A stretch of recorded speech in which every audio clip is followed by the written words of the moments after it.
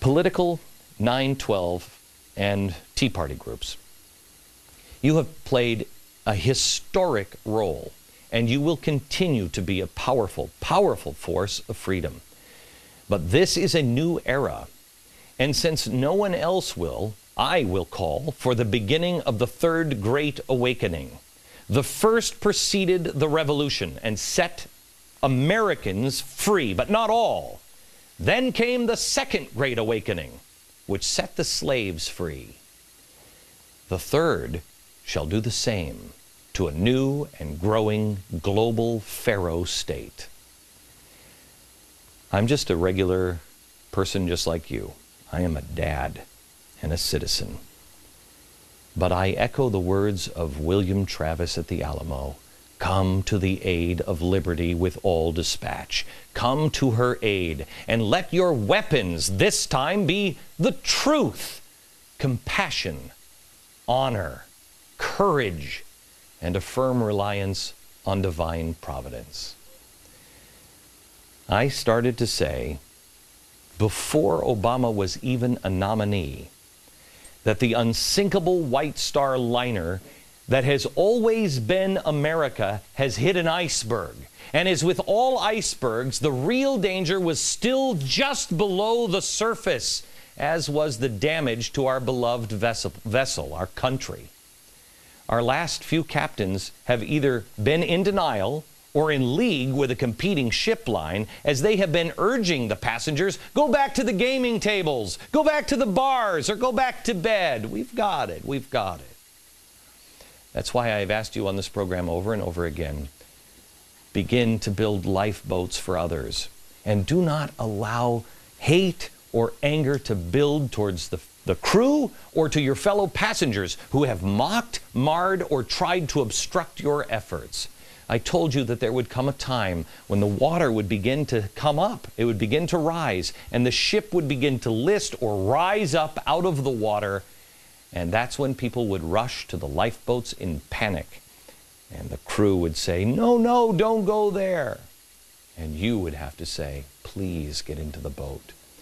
That time is not here, but it is quickly approaching. And unlike the movie Titanic, those with the keys to the gates, do you remember that scene to the third-class cabin? They're not trying to open them and then drop them. They're trying to close them and lock them. As the consigliator of George Soros said as he delivered his thinly veiled threats to me and my crew, the ship of a new world order has already set sail, and you are either on it or you are not. And I responded, I am not. But don't let the message, his real message, get lost. The rescue ship has already set sail. Well, who is on that rescue ship? Were you even offered a cabin or a chair? Do you know who built it? Where it's going? The elites will still deny that there's even a plan for a new global order, let alone that it's already left port. And if they eventually claim that you're aboard, ask yourself, who puts another person on a boat to an unknown destination without consulting them first?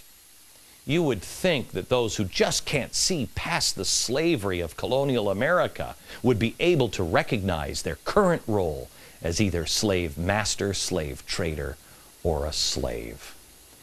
Believe me, in the end, those who are on that ship, unless you're in the captain's cabin, you will be locked behind a gate with a steerage as your useful role of diversion comes to an end when they no longer fear exposure.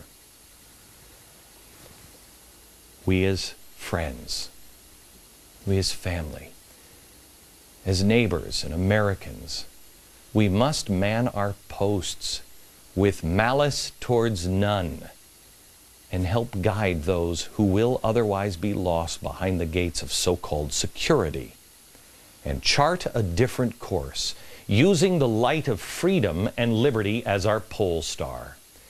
I warn you, as I start to go down this course, it's not going to make you more popular. And you're going to be more tired. It's going to take more than an hour of TV every night, or a meeting with a group of like-minded people, or a gift of a pocket constitution.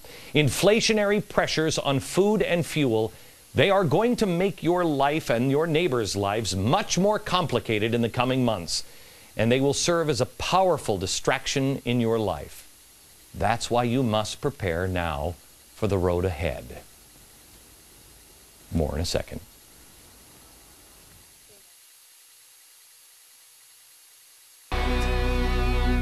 I'm talking to you tonight, not necessarily about the news of the day, but the news of the decade. The things that have happened in the last decade and where we are headed as a nation. I asked you last night to tell me, what is the competing idea to statism, globalism, Sharia law, to Marxism? What is the competing idea? You'll say it's America. We'll get to that here in a few minutes. What I'm asking you to do now is to ponder the things that I have said over the last 2 years and shore yourself up, because there's a new approach coming that will encompass everything that we have worked on here, from the 9/12 project to the 40-day and 40-night challenge to E4, which I introduced at the beginning of this year. It is not going to mean an end to protests, but I believe a fundamental transformation of the movement. It will not mean that you have to adapt your schedule, but transform your life. It will not be for the faint or half-hearted. It will require those who wish to become more than they are, or their country more than it is, or more than they currently believe they can be or their country can be, to become the lion-hearted, the giants that we spoke of there in the mall on 828.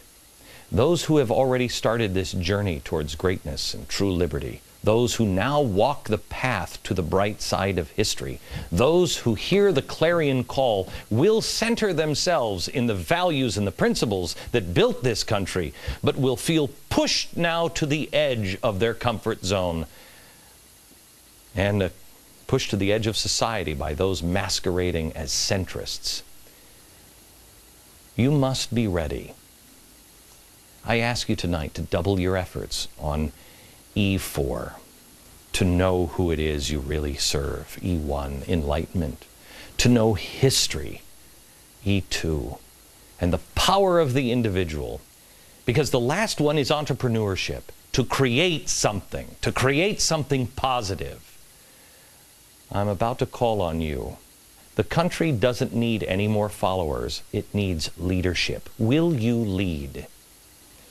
I'm going to stop preaching to you every night. I'm going to start rolling up my sleeves and stand not here, but with you. And I invite you to stand with me. Together, we will be the refounders with our children. We will be the human chain guarding equal justice. And together, be the men and women of merit that George Washington called to service. George Washington implored the revolutionaries who fought against corruption and cronyism, the big business of their day. And they fought. And then they went to the Constitutional Convention. And he said these words, "Let us now raise a standard to which the wise and honest can repair." He knew that it would fall in disrepair. And it was a promise to them that if they would do the hard thing then, we would do the hard thing now. Let us do the hard thing. Let the honest and the wise rise up now, first to repair themselves, to make sure that they are honest and that they are wise, so they may be worthy to do His work and repair this standard. So once again, the whole world can see the true flame of freedom that man has so rarely enjoyed. There is so much that... Look, do you remember when we were making fun of community organizers? It was, what, 2 years ago? Do you see the power of something as small and as silly as acorn? Out of acorn grows a mighty oak. I know some of the things that I talked to you about, the E4 project and everything else, might seem silly to you. Please don't dismiss them. Right before I walked over here today, I put together a message because I knew I wasn't going to be able the time to be able to tell the whole story. It's a story of a woman who took something I said on this program, something we mentioned just a few times on this program. You may not have even noticed it, but she did. She was listening and she was watching. And she took that and it completely changed her life, along with dozens of others, but it changed one person in particular that she never saw coming. Check her story out at glennbeck.com. Back in a minute.